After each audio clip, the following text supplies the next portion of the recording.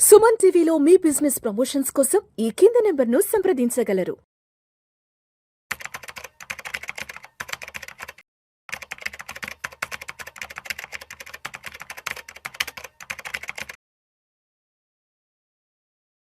నమస్తే మాధవిరెడ్డి గారు. నమస్తే అండి.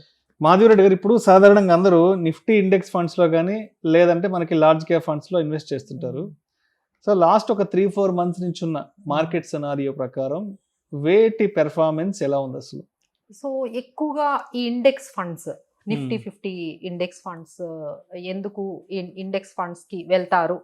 యాక్టివ్ ఫండ్స్ అంటే ఇప్పుడు నిఫ్టీ ఇండెక్స్ ఫండ్ కి ఫండ్ మేనేజర్ పెద్దగా ఏమీ చేయాల్సింది ఏమి ఉండదు. అక్కడ ఏంటంటే అకార్డింగ్ టు ద ఇండెక్స్ లో ఎలా ఉందో అదే ప్రపోర్షనేట్ లో బై చేసుకుంటూ వెళ్ళిపోతుంది. సో దాంట్లో కొంచెం ఎక్స్పెన్స్ రేషియో తక్కువ ఉంటుంది when compare to active large cap fund. But large cap fund అయినా ఇండెక్స్ అయినా నిఫ్టీ 50 అయినా టాప్ 10 కంపెనీస్ లోనే ఎక్కువగా ఇన్వెస్ట్మెంట్స్ ఉంటాయి. సో మనం చూసుకున్నట్లయితే ఈ ఇండెక్స్ ఫండ్స్ లో ఈ టాప్ 10 అంటే మార్కెట్ క్యాప్ ఉన్న దాంట్లో 54% మనకి ఇండెక్స్ ఫండ్స్ ఎక్కువగా ఇన్వెస్ట్ చేస్తే, ఈ పర్టికులర్ యాక్టివ్ ఫండ్ మేనేజర్ ఏం చేస్తారంటే ఆయన అంత ఎక్స్పోజర్ తీసుకోకుండా ఓన్లీ 34% మాత్రమే ఈ టాప్ 10 తీసుకుంటారు. అంటే టాప్ 10 కంపెనీస్ అంటే హెచ్డిఎఫ్సి, ఇన్ఫోసిస్, టీసీఎస్. బట్ ఈ మధ్య మనం చూసాం కదా ఐటీ బాగా ఐటీ ప్రపోర్షనేట్ అనేది మీకు చాలా వరకు అంటే ఒక 52 వీక్ లోకి వెళ్ళిపోయింది ఐటీ ఇండెక్స్.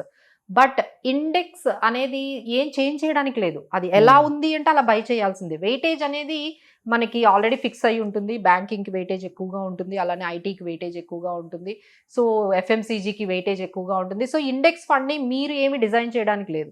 అది ఇండెక్స్లో నిఫ్టీ 50 కంపెనీస్ ఏమున్నాయో అందులో ఇన్వెస్ట్ చేసేయాల్సి వస్తుంది.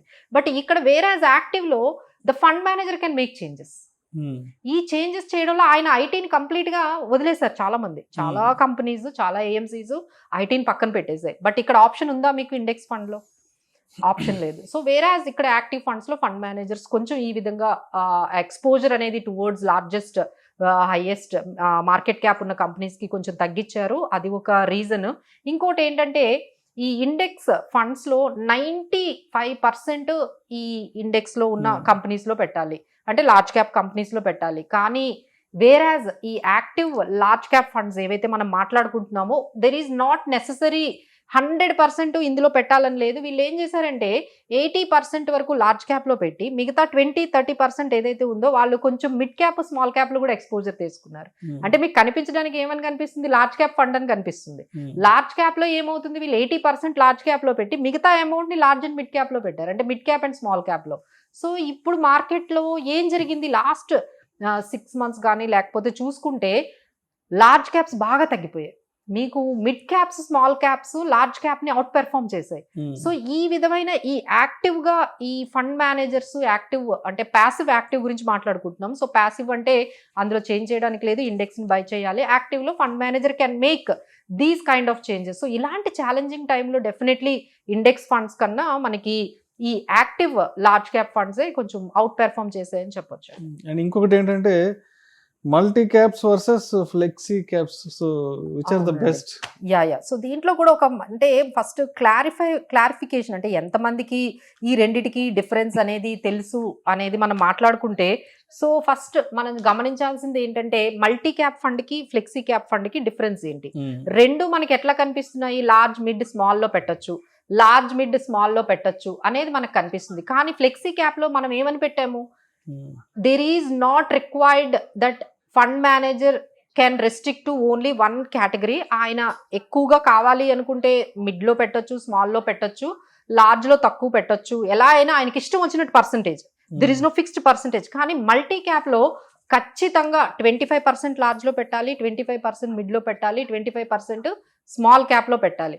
అందరూ ఏమనుకున్నారంటే ఓకే ఇక్కడైతే రెస్ట్రిక్షన్ ఉంది, 25 పెట్టాలి. అదే ఫ్లెక్సీ క్యాప్ లో అయితే అలాంటి రెస్ట్రిక్షన్ ఏమీ లేదు కాబట్టి ఎక్కువ పెట్టి ఉంటారు ఫ్లెక్సీ క్యాప్ లో. అంటే లార్జ్ క్యాప్ లో తక్కువ పెట్టి mid cap and small cap లో 30% పెట్టుంటారు అని అందరూ అనుకున్నారండి. Now I will tell you.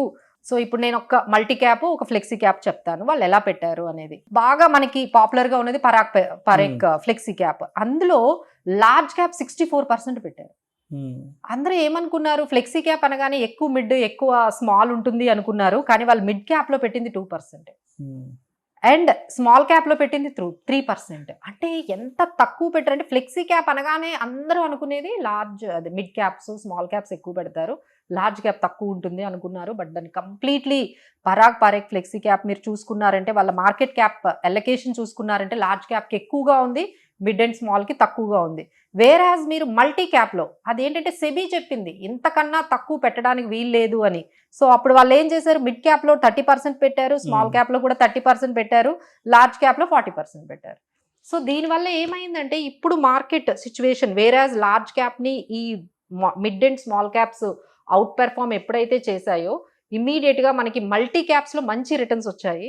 And మనం అందరం అనుకున్నట్టుగా ఫ్లెక్సీ క్యాప్ బాగుంటుంది, ఎందుకు అంటే there is no restriction, fund manager 40% అయినా పెట్టుకునే అవకాశం ఉంది, వేరాజ్ మల్టీ క్యాప్ లో అవకాశం లేదు.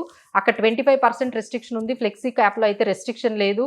ఇక్కడ 40% అయినా మిడ్ క్యాప్ లో పెట్టొచ్చు, 40% అయినా స్మాల్ క్యాప్ లో పెట్టొచ్చు అని మనం అందరం అనుకున్నాము. కానీ మనం అనుకున్నట్టుగా అక్కడ ఫండ్ మేనేజర్ చేయలేదు. అక్కడ ఏం చేశారు అంటే, అక్కడ లార్జ్ క్యాప్ లోనే 60% పెట్టేసి మిగతాదైతే mere less than 10% small and మనకి మిడ్ క్యాప్ లో పెట్టారు. దీనివల్ల ఏమైంది అంటే multi caps have outperformed. So ఈ కొంచెం చాలా అంటే బయటికి చాలా ఈజీగా కనిపిస్తాయండి, things will be very easy to understand.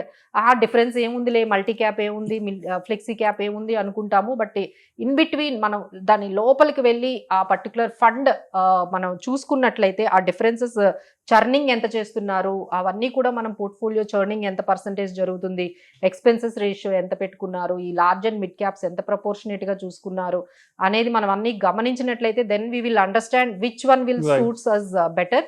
ఇలాంటి మార్కెట్ కండిషన్స్ కి అయితే మనకి multi cap and active funds బాగా పెర్ఫార్మెన్స్ చేసాయండి. Right madam, right madam. Thank you madam, thank you so much.